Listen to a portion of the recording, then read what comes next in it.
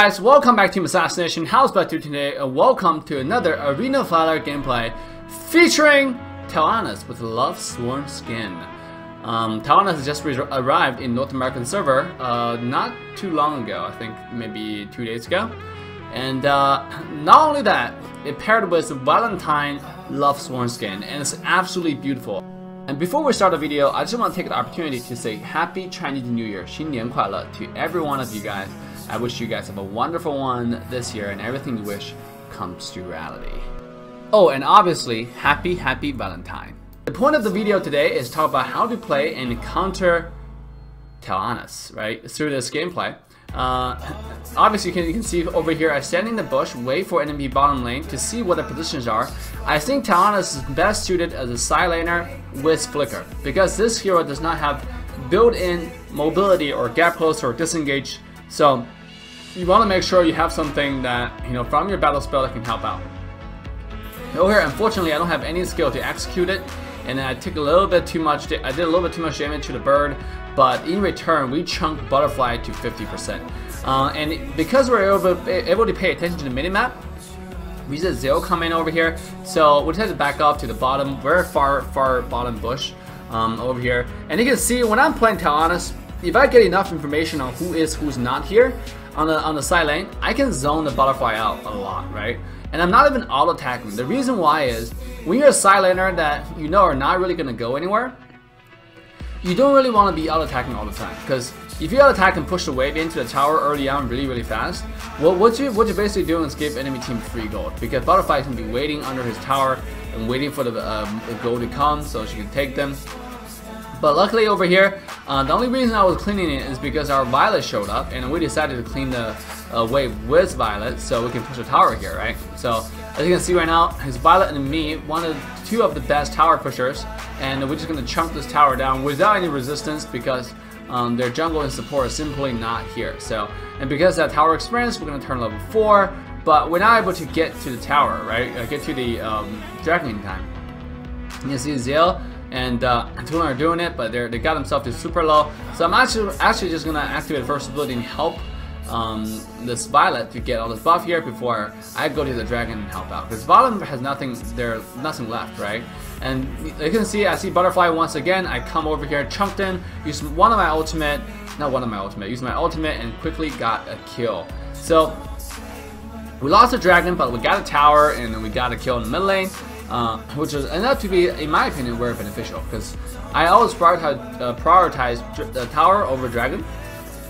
If there's an opportunity for us to trade, I would take that trade every day, because tower opens up jungle area as well. You have to understand, whenever we take a tower down, it opens up one more entrance or one more escape routes towards enemy jungle pocket. So it gives you more invade potential, and in a way allows your team more farm and denies enemy team more farm. So when you play Tel'Annas though, you really want to pay attention to minimap, because this hero again have no escape, no gap closer, no disengage. If any team will get to you, you're pretty much dead, right? Over here, I want to use my ultimate to finish her up. Unfortunately, she flickered, and I wasted my ultimate over here. But then Zil overstayed a little bit, right? So in our team, give Butterfly a reset. Because of that, I'm actually just gonna back off. You know, you saw me using flicker over there, and that's just because I don't want to give her another reset, right? So we're gonna get an easy kill and then escape per se. Not for me, for our team though. So, and with Tel'Annas, you also want to get lowest HP setting on your attack. Because with a marksman that can shoot super far, has the longest attack range with your first ability, you want to make sure your auto attack actually matters, right? You don't want to hit the tank all the time. You actually want to shoot enemy backline with a proper peel from your front line, you know, from your tanks. So that's why lowest HP setting, lowest HP by amount, allows you to attack enemy backline if they're in a cluster. Okay, so just letting you know. Now the best thing to do, obviously, is still using hero lock mode, which is a small icon that shows up next to your abilities once you turn it on if you're right next to the enemy hero. So, but majority of the time, what you want to do in the game is focus on farm. As a marksman on the solo lane, it's very important that you maintain your standard farm. Okay, don't try to find team fight all the time. I know your first ability is really strong, and it's very satisfying if you just keep on poking that, proccing that first ability on the enemy hero. but it's more satisfying once you can 3-shot enemy team in a very late. Okay, it's not as satisfying as you're doing right now compared to if you just be a little bit more patient and do a little bit later. And this is one of the marksmen that has no need for blue buff whatsoever. You can see I've been constantly spamming my first ability, and then I don't see the need for using mana at all. On top side though, with these some fight going on, I don't think I'm making it in time, so I consciously made the choice to stay and then clean this wave, right? And you can see right now, I decided to get the first item I'm actually going to get after Rank Breaker. I'm actually going to get Omni Arm right after. And this specific game, I'm actually going to go for Gilded Grief to give me a little bit more survivability, and also they have quite a bit of mages. You can see they have Zill, they have Tulin, and they have Crixie. So it's very important you get those magic resist as well as resistance for crowd control into your kit, so you can be a little bit more, sustain a little bit more in the middle of the team fight, right? So as you can see right now, I'm just using my first ability proc, and be really mindful of where Crixie can land her abilities, and just keep on doing my first ability proc, right? Over here I land the stun, but Tulin flickered away, so he did not get hit by the ultimate, but it's all good. After we realize we cannot hit a Crixie, we're just going to utilize our first ability, which will proc to hit the tower a little bit. Sometimes you can predict enemy team coming towards you. That's when you want to activate your first ability. In a pursuit situation, you really want to make sure that you are actually in range. So you saw me almost wasting my first ability over there, right?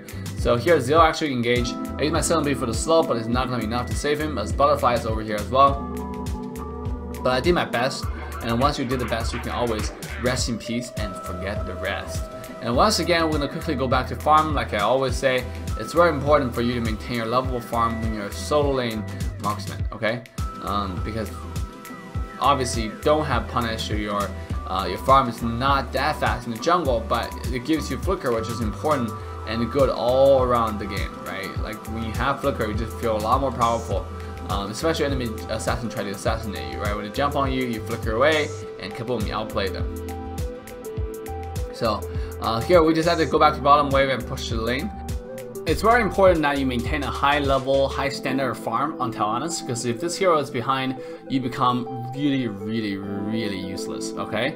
You want to make sure that you have a very high standard of farm all the time. Now, that doesn't mean you don't go help team, that doesn't mean you don't, just completely ignore the teammates, because this hero can't really split push, because if you get caught, you're pretty much done. Like, anyone can kill you one-on-one in the early teammate game without your farm, right? Unless you get super farm where you can 3-shot enemy, but before that, you can't really do anything. So over here, I completely missed my ultimate for some reason. I don't know why. If I just click on my ult, it was still landed, right?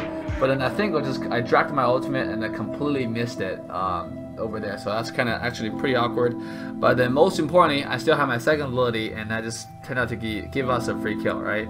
Over here, Zill tried to kill us. I had to flicker away from the butterfly, first jump over there.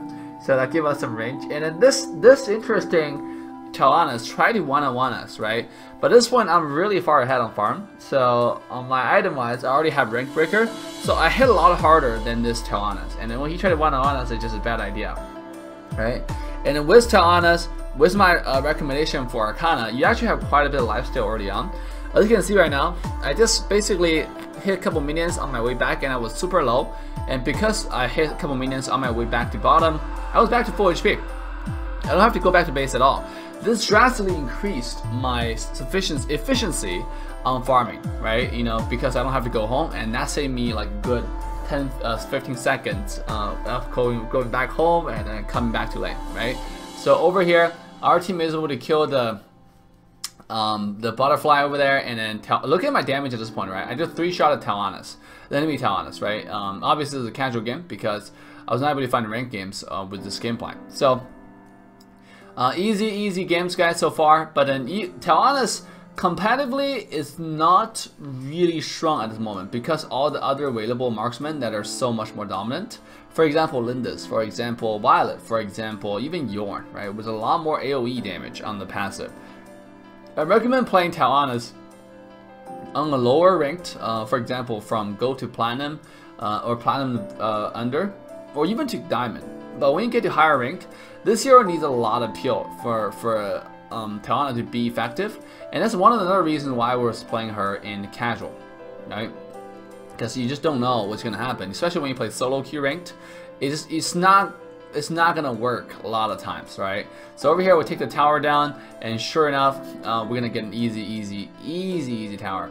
And then afterwards, I use my first ability, but you see, because the enemy team just kind of flew away, or tried to run away, I was not able to pick up a kill there, right? And that's the thing about Tel'Annas, right? You want to activate your first ability when you know their enemy team are committing, and then you can do the most amount of hits, right? Because if they're just running away, you won't be able to be effective that much. So at this point, our team is drastically ahead, and I'm able to pick up a lot of kills on the top lane, even though I'm not present, and I'm already 7 kills, right, with 0 deaths.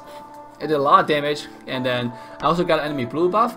Normally what people would do at this point will actually go back to red buff, but knowing that enemy team have 3 death, I decided to pick up this wave really fast and see if I can actually take down the turret. Because just with enemy mage like this one right here is not able to pick me up, okay? I used flicker right here and then quickly get another kill, and then use my first ability to look at how fast the tower can take down, right? So over here is my ultimate to take down, to stop Butterfly from coming, and this Tel'Annas who flickered in towards me, thinking that he can kill me. She can kill me is just you know, what do you call it, a piece of cake, right? Too easy to kill. Completely mistaken her damage compared to mine, and got taken down really easily. So here was one first ability activation. We were able to take down the tower as well. That's gonna free us a lot, give us a lot more pressure on the entire map towards the enemy team. And afterwards, we're gonna go back to the enemy jungle. Actually, when you have control of enemy jungle, never go back to your own. Okay. As you can see right now, we have a wonderful ultimate from our Mina right here, and we're gonna follow up with the first ability and ultimate. Quickly get another couple kills over there, 2 kills. Mina a little bit out of position here. To be honest, if enemy Tel'Annas actually landed ult on Mina and just start all attacking, this Mina was dead for sure, right?